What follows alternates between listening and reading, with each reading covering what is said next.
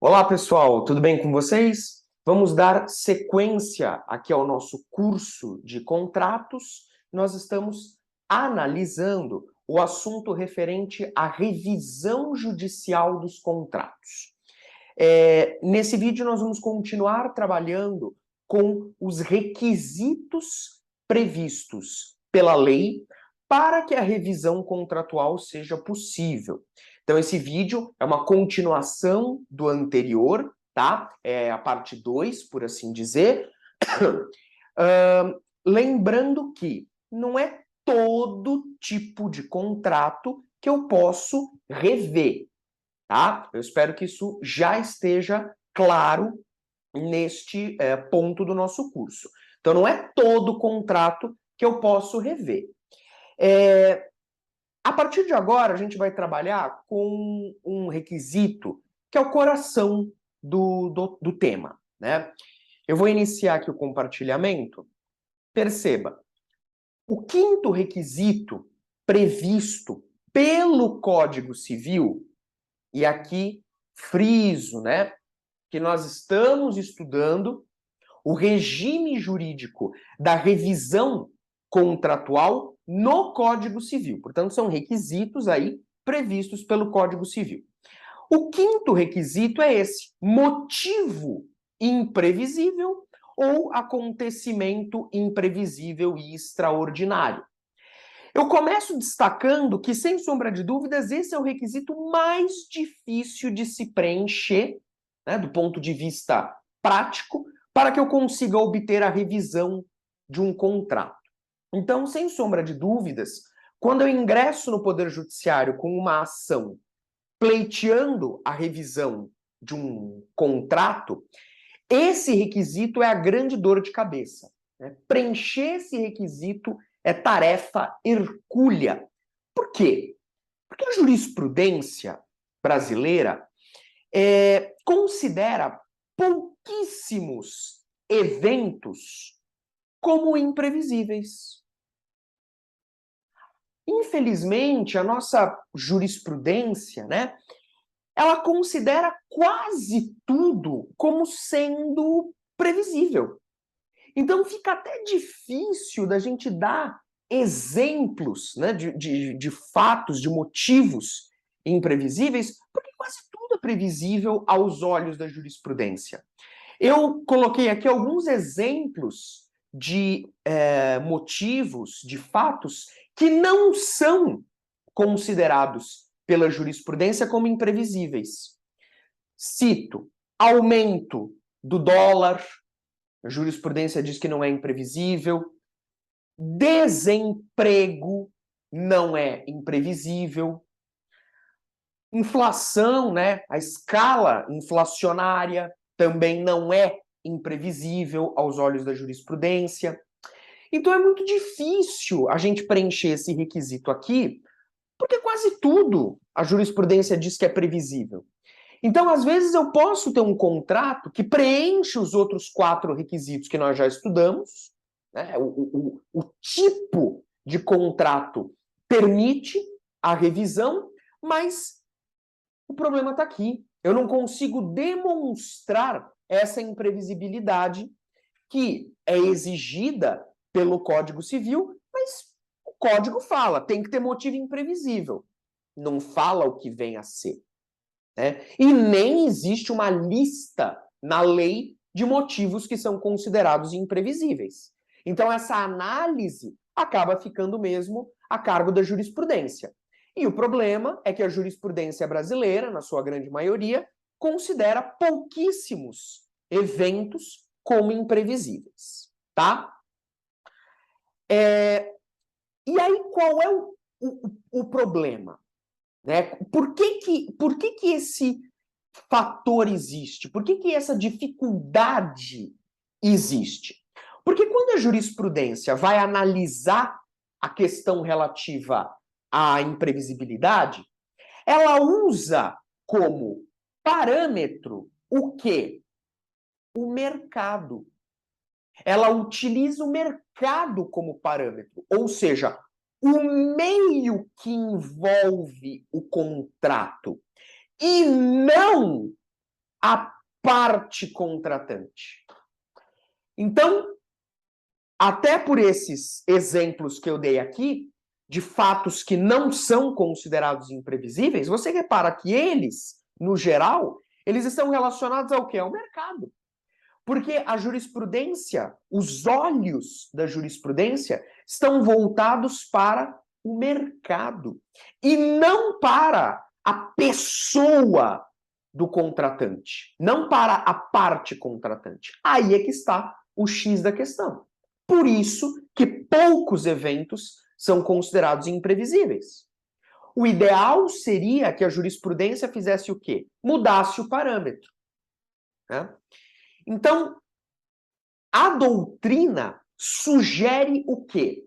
A mudança do parâmetro. Fala, ó, jurisprudência, ao invés de você utilizar o mercado como parâmetro, utilize a parte contratante como parâmetro, não o mercado.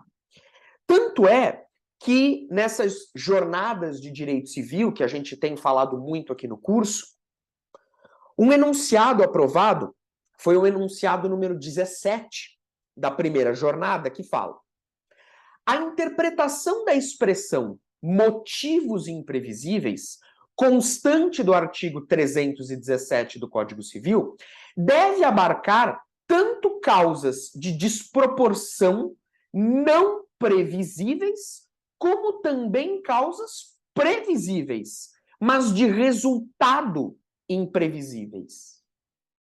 Então, esse primeiro enunciado, ele está de acordo com essa proposta da jurisprudência de se mudar o parâmetro, de se mudar os olhos. Olha, não olha para a revisão com os olhos do mercado. Olha para a revisão com os olhos da parte contratante.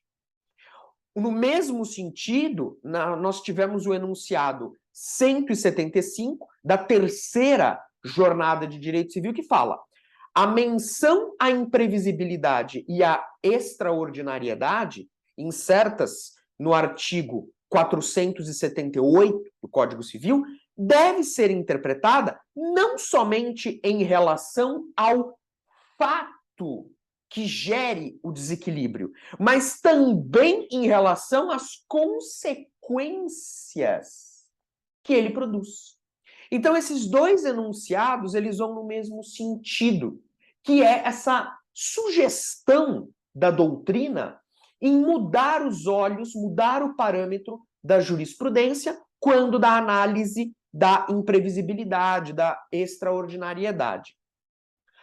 O professor Flávio Tartucci, ele ensina na obra dele que o que a jurisprudência devia fazer é levar em consideração critérios subjetivos, ou seja, critérios relacionados com as partes negociais, com as partes contratantes, o que seria mais justo do ponto de vista social, né? Então, aqui já seria o próximo requisito, né? Mas, então, o problema é exatamente tentar mudar os olhos da jurisprudência.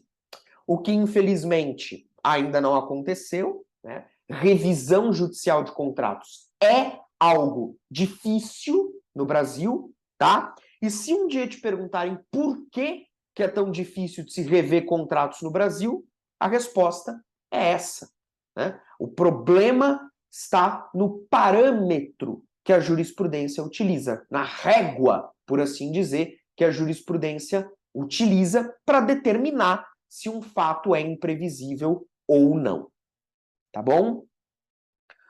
O próximo requisito seria aí o nosso sexto requisito, trazido pelo Código Civil, é a onerosidade excessiva, né?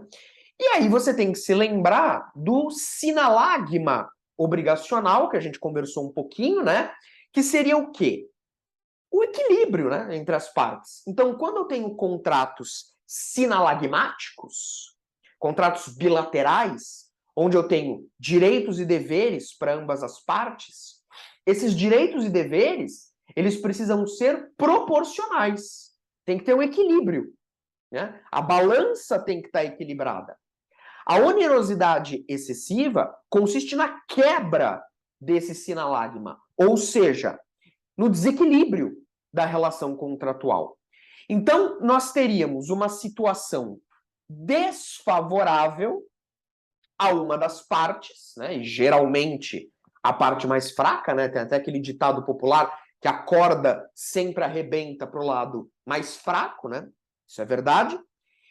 E aqui é importante você analisar e perceber que quando nós falamos em revisão judicial de um contrato, você precisa perceber que o contrato, quando nasce, quando o contrato surge, ele nasce equilibrado. Ele nasce equilibrado. A revisão é possível, a revisão se mostra como uma opção quando esse equilíbrio é quebrado, quando o sinalagma está desequilibrado. Então, uma das partes está numa situação muito desfavorável em relação à outra. Então, perceba, o contrato nasceu equilibrado. Só que um fato superveniente, ou seja, um fato que aconteceu depois do nascimento do contrato, o desequilibrou. Lembra que nós estamos falando de contratos que ainda estão produzindo efeitos, né? Porque, via de regra, se o contrato já terminou, se o contrato já exauriu seus efeitos, não há que se falar em revisão, né? Pelo menos essa é a regra. Então, o contrato nasceu e nasceu equilibrado, porque é possível que o desequilíbrio no sinalagma surja desde o nascimento do contrato. Alguns contratos já nascem desequilibrados, mas não é desse tipo de contrato que estamos falando aqui. Nós estamos falando de contratos que nasceram equilibrados, estão lá produzindo seus efeitos durante o tempo, e aí um fato superveniente surge e desequilibra esse contrato. Esse é o cenário que possibilita a revisão do contrato, ao menos na teoria, tá? Então, o contrato nasce equilibrado e se desequilibra no seu transcorrer em virtude de um fato superveniente, que, como nós falamos agora há pouco, né, como quinto requisito, tem que ser algo imprevisível, algo extraordinário, etc, etc. Muito bem. Perceba que quando nós falamos desse requisito aqui, desse sexto requisito da onerosidade excessiva, a onerosidade que fundamenta a revisão, a onerosidade que permite que o contrato seja revisto, ou até mesmo extinto, né, a depender do caso, não depende de prova de que uma das partes auferiu vantagem. Basta você provar que a outra parte sofreu um prejuízo oriundo desse desequilíbrio. Então, imagina um contrato. João e Maria. O contrato nasceu equilibrado, estava produzindo efeitos. Veio um fato superveniente, extraordinário, desequilibrou. Onerosidade excessiva. Aí, vamos imaginar que João seja a parte mais fraca, é a parte que está sofrendo com o desequilíbrio, né? Está sofrendo prejuízo. Ele entra com a ação, pedindo a revisão, e aí vem a Maria e fala assim, olha, mas o contrato está desequilibrado, mas eu não auferi vantagem alguma. Essa desproporção, esse desequilíbrio negocial, me gerou vantagem nenhuma. Sim, mas nem precisa. Nem precisa. Essa onerosidade aqui, ela não depende de prova de que uma das partes auferiu vantagem. Não. A prova tem que ser no sentido de que a outra parte sofreu algum prejuízo oriundo desse desequilíbrio. Ok? Então, no âmbito probatório, você, quando entra com uma ação de revisão, a sua preocupação tem que ser em provar a existência do prejuízo de uma das partes. Prejuízo esse que nasceu, que adveio do desequilíbrio. Ok? Não precisa provar que a outra parte auferiu vantagem, não. Tá? E, para confirmar esse entendimento, o enunciado 365 da quarta jornada de direito civil fala: a extrema vantagem do artigo 478 deve ser interpretada como elemento acidental da alteração de circunstâncias, que comporta a incidência da resolução ou revisão do negócio por onerosidade excessiva, independentemente de sua demonstração plena. Então, na verdade, esse enunciado, ele só fala com outras palavras, né, um pouco mais rebuscado, essa explicação aqui. Essa explicação. Você não precisa, para rever um contrato, provar que uma das partes auferiu vantagem com aquele desequilíbrio. Não, não precisa. Basta você provar o prejuízo da parte mais fraca, o prejuízo da parte que sofreu com aquele desequilíbrio. Okay? Claro, se tiver uma vantagem para outra parte, tudo bem. Mas repare, como o enunciado fala, a extrema vantagem tem que ser interpretada como elemento acidental. Pode ter ou não. Tá? Pode ter ou não. Ok? Muito bem. Vistos esses requisitos que nós acabamos de falar, né? Então, com isso a gente verifica que o Código Civil prevê 6 requisitos para que a revisão seja possível. Alguns desses requisitos estão relacionados ao tipo de contrato, outros requisitos estão relacionados, como esses que nós vimos, à imprevisibilidade e à onerosidade excessiva, tá? Mas visto isso, eu quero comentar com vocês outras questões importantes sobre a revisão. E uma dessas questões diz respeito a um enunciado doutrinário que foi aprovado na quarta jornada, que é o enunciado 366, que diz: o fato extraordinário e imprevisível, causador de onerosidade excessiva, é aquele que não está coberto objetivamente pelos riscos próprios da contratação. Esse enunciado ele é importante. Olha só. O fato extraordinário e imprevisível, causador de onerosidade excessiva, é aquele que não está coberto objetivamente pelos riscos próprios da contratação. Esse enunciado, ele é de autoria do professor Paulo Roque, e eu cito uma explicação dele no seguinte sentido.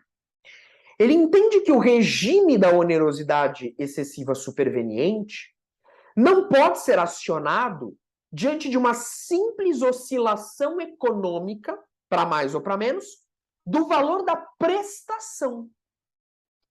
Então, aqui ele está pensando no valor da prestação, né? Então, você combinou um valor daquela prestação e aí houve uma oscilação econômica desse valor, para mais ou para menos.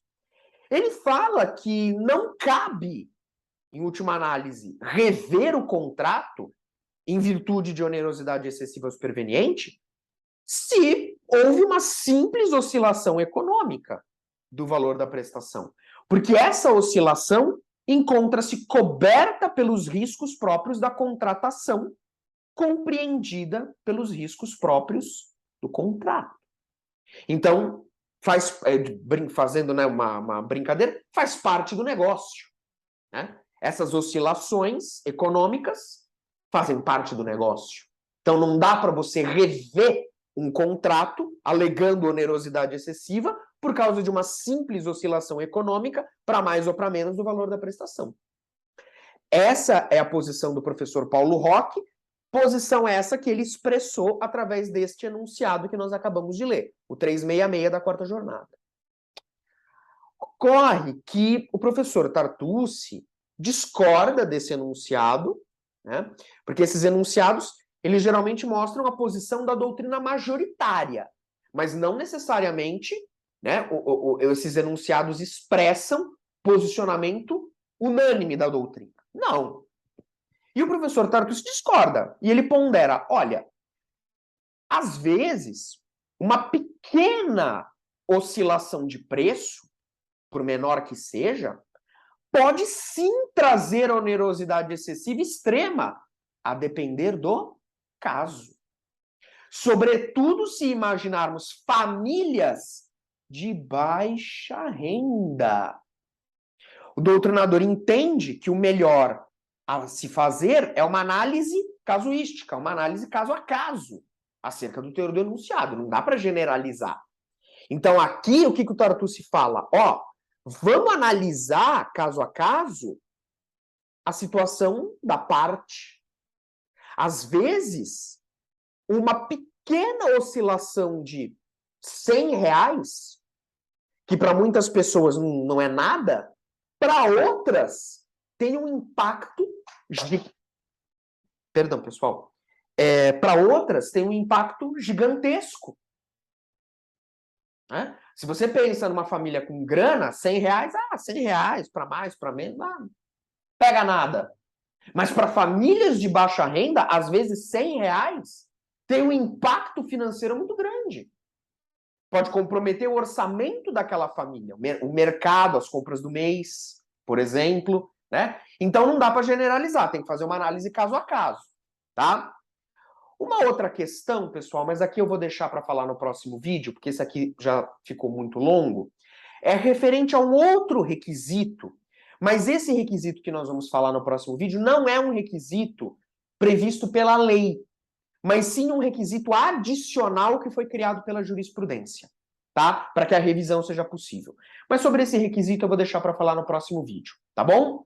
Então eu vou interrompendo o nosso compartilhamento e no próximo vídeo a gente continua falando sobre requisitos da revisão judicial, tá bom? Forte abraço e até lá!